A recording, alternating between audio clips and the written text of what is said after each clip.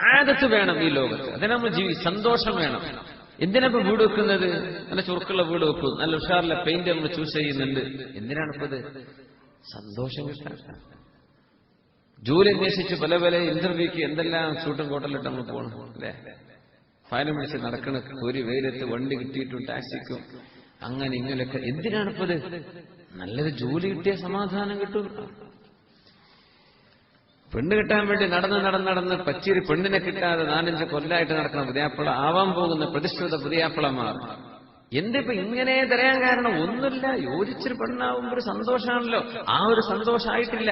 അപ്പൊ അതുവരെ കാത്തിരിക്കാൻ. എത്രയായി കാത്തിരിക്കാൻ തുടങ്ങിയിട്ട്? 5-8 കൊല്ലായി. സമയമായിട്ടില്ല എന്ന് വിചാരിക്കുന്നു പറഞ്ഞ് സമാധാനിക്കാൻ. സന്തോഷത്തിന് ഇതൊക്കെ ചെയ്യുന്നത് എന്തിനാ? കച്ചവടമൊക്കെ ഉറക്കില്ലാതെ കച്ചവടം ബിസിനസ്സൊക്കെ എന്തിനാ ചെയ്യുന്നത്? എന്തിനാ ടെൻഷൻ അടിക്കുന്നത്? അതുകൊണ്ട് സന്തോഷം കിട്ടുമെന്ന് മനുഷ്യന് തോന്നുകയാണ് നമുക്ക്. പക്ഷെ ഇതൊക്കെ അള്ളാഹുവിന് വേണ്ടി ചെയ്താൽ കൂലിയാണ്. ഇതിന്റെയൊക്കെ പകരം അള്ളാഹുമായി നമ്മളൊരു തിജാറത്ത് നടത്തിയാൽ ഇൻഷാ അള്ളാഹ് അതിലൂടെ മാത്രമേ സന്തോഷം ലഭിക്കൂ എന്ന് നമുക്ക് മനസ്സിലാക്കണം. ഇൻഷാ അള്ളാഹ് അള്ളാഹു തൗഫീഖ് ചെയ്യുമാറാകട്ടെ. അതുകൊണ്ട് മാത്രമേ സന്തോഷം കിട്ടുള്ളൂ. നമ്മളും അള്ളാഹുമായുള്ള ബന്ധം, അതിലെ സമാധാനമുണ്ടോ. തതജാഫാ ജുനൂബുഹും, സന്തോഷം അന്വേഷിച്ച് നടന്നവർ ചെയ്തത് അതാണ്. ലോകത്തെ ഏറ്റവും വലിയ സന്തോഷം അനുഭവിച്ചത് ആരാ? അള്ളാഹുമായുള്ള അലാഖത്തിൽ, ആ ബന്ധത്തിലുള്ള സന്തോഷം അനുഭവിച്ചത് മുഹമ്മദ് റസൂലുള്ളാഹി സ്വല്ലല്ലാഹു അലൈഹി വസല്ലം. പിന്നെ അള്ളാഹുവിന്റെ അമ്പിയാക്കന്മാർ, പിന്നെ അവിടുത്തെ സഹാബികൾ, പിന്നെ താബിഈങ്ങൾ, ഔലിയാക്കന്മാർ, ആരിഫീങ്ങൾ, ആലിമീങ്ങൾ, ഇവരൊക്കെ വലിയ സന്തോഷം അനുഭവിക്കുന്നവരാണ്. ഭയങ്കര സന്തോഷം. അള്ളാഹുമായുള്ള ബന്ധത്തിലെ സന്തോഷമുള്ളൂ. ഞാനതിന്റെ ആ ആശയത്തിലേക്കുള്ള ഒരു തുടക്കമായിട്ടാണ് സൂറത്തു സജദയിലെ ആയത്തുകൾ ഞാൻ ഓതുന്നത്. തതജാഫാ ജുനൂബുഹും അനിൽ മളാജിഇ യദ്ഊന റബ്ബഹും ഖൗഫൻ വതമഅൻ വമിമ്മാ റസഖ്നാഹും യുൻഫിഖൂൻ. ആ സമാധാനം കിട്ടാൻ സത്യവിശ്വാസികൾ അന്വേഷിക്കുന്ന മാർഗം രാത്രി എഴുന്നേറ്റ് നിസ്കരിക്കുകയാണ്. ഇശാസ്കാരത്തിനല്ലേ? തഹജ്ജുദ് നിസ്കാരം സുന്നത്തായിട്ട് കുറച്ചു നേരം നിസ്കരിക്കുക അള്ളാഹുവിന് വേണ്ടി. രാത്രി ഇപ്പൊ കളിയെല്ലാം കാണുമ്പോ എത്ര ഉഷാറുള്ള ആൾക്കാർ ഇരിക്കുന്നത്. ഒരു ക്ഷീണമല്ല, ഒരു കുഴപ്പമില്ല, ഒരു ഉറക്കം വരുന്നില്ല. ഒരു ഗാനമേള, പാട്ടോ, സംഗീത കച്ചേരികളൊക്കെ ഉണ്ടാകുമ്പോ എന്താണ് ആൾക്കാരുടെ ആവേശം, ആർപ്പുവിളിയും സന്തോഷമൊക്കെ എന്താണ്. ഇതൊക്കെ നൈമിഷികമാണെന്ന്. ഈ മ്യൂസിക്കൊക്കെ കേട്ട് വന്നൊരു മനുഷ്യനോട് പിറ്റേ ചോദിക്കും എങ്ങനെയുണ്ടെന്ന് പേര് വേണം, എന്ത് തോന്നുന്നു, കുഴപ്പമില്ല. ഇവർക്ക് തോന്നാണ് സന്തോഷം കിട്ടണമെങ്കിൽ പാട്ട് വേണം, സന്തോഷം കിട്ടണമെങ്കിൽ നൃത്തം വേണം, സന്തോഷം വേണമെങ്കിൽ കള്ളുകുടിക്കണം, സന്തോഷം വേണമെങ്കിൽ വിചരിക്കണം. ഇങ്ങനെ ചെയ്യുന്ന ആളുകൾക്കാർക്കും ശരിയായ സന്തോഷം ലഭിച്ചില്ലെന്ന് അവർക്കറിയാം. അവരുടെ മനസ്സ് പറയേണ്ടത് എനിക്ക് എവിടെയോ കുഴപ്പം പറ്റിയിട്ടുണ്ട്. കുറച്ചുനേരം ചിരിച്ചു കഴിഞ്ഞിട്ട് പോരാണ്, പിന്നെ അവന് സങ്കടമാണ്. ഓരോ തിന്മയും മനുഷ്യനെ വരിഞ്ഞു മുറുക്കുകയാണെന്ന, ഓരോ തിന്മയും വരിഞ്ഞു മുറുക്കുക മനുഷ്യനെ. അതുകൊണ്ട് ആ ലോകത്ത് എല്ലാവിധ സ്വാതന്ത്ര്യവുമുള്ള രാജ്യങ്ങളിൽ, അമേരിക്ക അടക്കമുള്ള രാജ്യങ്ങളിൽ ഒരു വർഷം മിനിമം 25,000 പീപ്പിൾ ഡു സൂയിസൈഡ്, ആത്മഹത്യ ചെയ്യുന്നുണ്ട്. മുതലാളിമാർ, നല്ല പൈസയുള്ള ആളുകൾ. ഇന്തിഹാർ, UK സെയിം നമ്പർ, സ്പെയിനിലും ഇറ്റലിയിലും ജർമ്മനിയിലും വ്യവസായികളായ ആളുകൾ, പൈസക്കാർ ആത്മഹത്യ ചെയ്യുന്നത് മിനിമം 25,000 പേർ ഓരോ വർഷവും. കള്ളുടിക്കാൻ പറ്റാത്തതുകൊണ്ട് ഇഷ്ടം പോലെ കുടിക്കണില്ലേ? അവർക്ക് സുഖിക്കാൻ നാടുകളുടെ കവാടങ്ങൾ തുറന്നു വെച്ചിരിക്കുക. ഓൺ അറൈവൽ സ്റ്റാമ്പ്, വിസ എടുക്കാൻ വേണ്ടി ഇമിഗ്രേഷൻ കോഡിന്റെ ആവശ്യമില്ല. നീ ലാൻഡ് ചെയ്ത് പാസ്പോർട്ട് കൊടുത്തോ, യു ഗെറ്റ് എൻട്രി, പോകാം. ബീച്ചുകൾ മുഴുവനും കാണാൻ അവർക്ക് അവസരമുണ്ട്. എല്ലാ തോന്നിവാസത്തിനും അവസരമുണ്ട്. ബോയ് ഫ്രണ്ട്സും ഗേൾ ഫ്രണ്ട്സും ഇഷ്ടം പോലുണ്ട്. വ്യഭിചാരം പ്രായപൂർത്തിയായതിനു മുമ്പ് തന്നെ തുടങ്ങിയതാ. ഇതൊക്കെ ഉണ്ടായിട്ടും മനസ്സമാധാനമില്ലാതെ ആത്മഹത്യ ചെയ്യുന്ന ആളുകൾ വർദ്ധിച്ചുകൊണ്ടിരിക്കുക. ഇത് പണ്ഡിതന്മാർ, ചിന്തകന്മാർ വിലയിരുത്ത എന്താണ് കാരണം, എന്താണ് ഇതിന്റെ കാരണം? ഡോക്ടർ മുഹമ്മദ് അബ്ദുർ റഹ്മാൻ അൽ അരീഫി എന്ന് പറയുന്ന ഇന്ന് ജീവിച്ചിരിപ്പുള്ള ഒരു പണ്ഡിതനുണ്ട്. അദ്ദേഹത്തിന്റെ സുഹൃത്ത് ലണ്ടനിലെ പ്രസിദ്ധമായ ഒരു ഹോസ്പിറ്റലിൽ ചികിത്സയ്ക്ക് വേണ്ടി പോയതാണ്. അവിടെ മിനിസ്റ്റേഴ്സും വലിയ വലിയ ഹൈ പേഴ്സണാലിറ്റി മാത്രം വരുന്ന VIP-കൾ മാത്രം വരുന്ന ഹോസ്പിറ്റൽ ലണ്ടൻ സിറ്റിയിൽ. ഇദ്ദേഹത്തെ പരിശോധിക്കുന്നത് പ്രഗത്ഭനായ ഡോക്ടറാണ്. അപ്പോ ഈ രോഗിയായി ചെന്ന ആൾ ഡോക്ടർ അബ്ദുറഹ്മാൻ അരീഫി ഷെയ്ഖിന്റെ അദ്ദേഹത്തിന്റെ സുഹൃത്താണ്. ദാഇയാണ്, പ്രബോധകനാണ്, പണ്ഡിതനാണ്.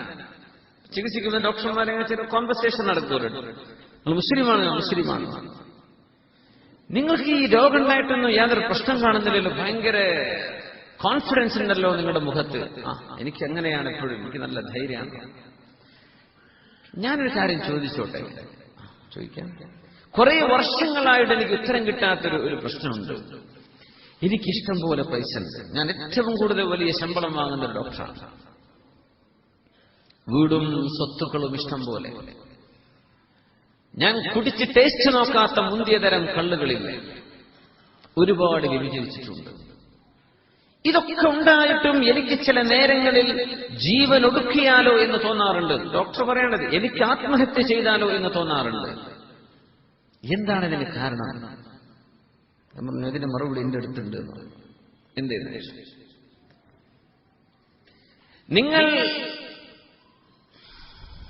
നിങ്ങളുടെ കണ്ണിന് ആനന്ദം കൊടുക്കണമെന്ന് ഉദ്ദേശിക്കുമ്പോൾ എന്താ ചെയ്യാ? ഞാൻ പറഞ്ഞു, ഞാൻ ചുരുക്കുള്ള പെണ്ണുങ്ങളെ നോക്കൂ, പിന്നെ പ്രകൃതി ഭംഗി ആസ്വദിക്കും. നിങ്ങളുടെ ചെവിക്ക് ആനന്ദം വേണമെന്ന് തോന്നുമ്പോഴോ ഞാൻ നല്ല മെലഡിയസ് സോങ്സ് ആൻഡ് മ്യൂസിക് ഇതൊക്കെ കേൾക്കും. നിങ്ങളുടെ മൂക്കിന് ആനന്ദം വേണം തോന്നിയാലോ ഞാൻ അത്ര സെന്റ് വാസനിക്കും, അല്ലെങ്കിൽ നല്ല പരിമളമുള്ള പൂന്തോപ്പുകളിൽ ചെന്നിരിക്കും. അപ്പൊ ഞാൻ ചോദിക്കട്ടെ, നിങ്ങളുടെ കണ്ണിന് നിങ്ങൾ കൊടുക്കുന്ന ആനന്ദം, കണ്ണിന് ആനന്ദം കിട്ടാൻ നിങ്ങൾ ഇതൊക്കെ ചെയ്യുന്നു, അതിന് പകരം കണ്ണിന്റെ ആനന്ദത്തിന് പകരം ആ സെന്റ് മണത്താൽ എന്താ? അതെങ്ങനെ? അത് മൂക്കിന്റേതല്ലേ, കണ്ണിന്റേതായില്ലല്ലോ. നിങ്ങളുടെ കണ്ണിന് ആസ്വാദനം വേണ്ടതിന് പകരം നിങ്ങൾ മ്യൂസിക് കേട്ടാൽ എന്താ? അത് ചെവിക്കല്ലായിട്ടും എന്റെ കണ്ണിനായില്ലല്ലോ. ശരി, ഇതാണ് വിഷയം. നിങ്ങൾക്ക് എവിടെയാണ് അസ്വസ്ഥത തോന്നുന്നത്? എന്റെ ഹൃദയത്തിലാണ്. അസ്വസ്ഥത എവിടെയാണ്? ഹൃദയത്തിലാണ്. فإنها لا تعمى الأبصار ولكن تعمى القلوب التي في الصدور. കണ്ണുകൾക്കല്ല അന്ധത ബാധിക്കുന്നത്, കാഴ്ച നഷ്ടപ്പെടുന്നത് ഹൃദയത്തിനാണെന്ന് പരിശുദ്ധ ഖുർആൻ. കണ്ണിനല്ല. നല്ല കാഴ്ചയുള്ള മനുഷ്യന്മാരുടെ ഹൃദയം അന്ധമാണ്, കാണാൻ പറ്റുന്നില്ല. നിങ്ങളുടെ ഹൃദയത്തിന് ആസ്വാദനം കിട്ടേണ്ടത് ഹൃദയത്തിന് കൊടുത്തിട്ടില്ല. നിങ്ങൾ കൊടുത്തത് മറ്റെന്തൊക്കെയോ ആണ്. വിശുദ്ധ ഖുർആൻ ഞങ്ങളോട് പറയുന്നത് അലാ ബിദിക്രില്ലാഹി തത്മഇന്നുൽ ഖുലൂബ്. അല്ലാഹുവിന്റെ സ്മരണയിലെ മനസ്സിന് സമാധാനമുണ്ടാവൂ.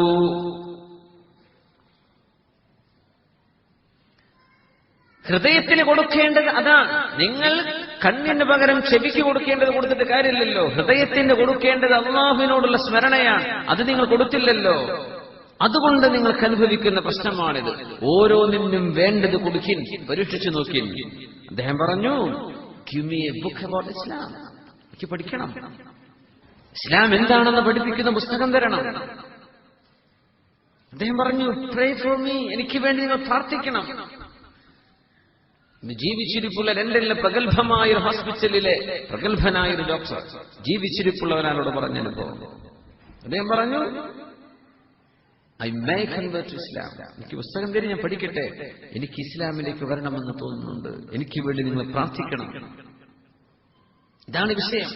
ഉലമാ പറയാൻ, നമ്മൾ ഒരു വഴിയിലൂടെ നടന്നു പോകുമ്പോ നമ്മുടെ ചെരുപ്പിന്റെ വാറച്ചു, ഹവായി ചെരുപ്പൊക്കെ ഉപയോഗിക്കുന്ന ആ കാലൊക്കെ പോയില്ലേ, ഇപ്പൊ നല്ല മുന്തി ചെരുപ്പൊക്കെ ആയതുകൊണ്ട് ആ ചെരുപ്പിന്റെ വാറച്ചു പോയാൽ, ഒരു ചെരുപ്പിന്റെ വാറച്ചു എന്ന് വിചാരിക്കുക. ഒരു ഉദാഹരണം പറയാം. കീശയിൽ പെണ്ണുണ്ട്, ചെരുപ്പ് പോയാൽ പെണ്ണുണ്ടല്ലോ എന്ന് വിചാരിച്ചു പെണ്ണ് കാലിന്റെ താഴെ വെച്ച് നടക്കാൻ പറ്റുമോ? കാലിന് കിട്ടേണ്ടതിന് എഴുതാൻ ഉപയോഗിക്കുന്ന കൊടുത്തിട്ട് കാര്യമുണ്ടോ? നേരെ ഓപ്പോസിറ്റും. പെണ്ണ് വർക്കിയല്ല, ചെരുപ്പിട്ടല്ല, ചെരുപ്പെടുത്ത് എഴുതാലോ, എഴുതാൻ പറ്റില്ല. ഹൃദയത്തിന് കൊടുക്കേണ്ടത് അല്ലാഹുവുമായുള്ള ബന്ധമാണ്. എന്തേന്നറിയോ? وَيَسْأَلُونَكَ عَنِ الرُّوحِ قُلِ الرُّوحُ مِنْ أَمْرِ رَبِّي وَمَا أُوتِيتُم مِّنَ الْعِلْمِ إِلَّا قَلِيلًا. ആത്മാവ് എന്താണെന്ന് നിങ്ങളോട് ചോദിക്കുന്നുണ്ടവർ. ആത്മാവ് എന്താ? മനുഷ്യനെന്ന് പറയുന്നത് we have two dimensions, physical and metaphysical, or material and spiritual. നമുക്ക് രണ്ട് ഭാഗമുണ്ട്, ഭൗതികവും അഭൗതികവുമായത്. നിങ്ങളോട് സംസാരിക്കുന്ന ഞാൻ മരിച്ചുപോയാൽ എന്റെ കണ്ണും കാതും കയ്യും കാലൊക്കെ അവിടെ ഉണ്ട്, പക്ഷെ സംതിങ് ഈസ് മിസ്സിംഗ്. അപ്പോഴാണ് നിങ്ങൾ മയ്യിത്ത് എന്ന് പറയാ. എന്റെ റൂഹ് അവിടെ ഇല്ലാതിരിക്കുമ്പോ. ഞാൻ എന്ന് പറഞ്ഞ എന്റെ റൂഹും എന്റെ ശരീരവുമാണ്. നമ്മൾ ഓരോരുത്തരും അങ്ങനെയാണ്. എന്റെ ശരീരം is my physical existence, physical dimension. എന്റെ ആത്മാവ് എന്റെ മെറ്റാഫിസിക്കൽ ഡയമെൻഷൻ. നമ്മൾ പറയുന്നത് പോലെ രാവിലെ ബ്രേക്ക്ഫാസ്റ്റ് കഴിച്ചാൽ ശരീരത്തിന് ആവശ്യമുള്ളത് കൊടുത്തു. രാവിലത്തെ സുബഹി കൂടെ നിസ്കരിക്കുമ്പോഴാ റൂഹിന്റെ ഭക്ഷണം കൊടുത്തിട്ടുള്ളൂ.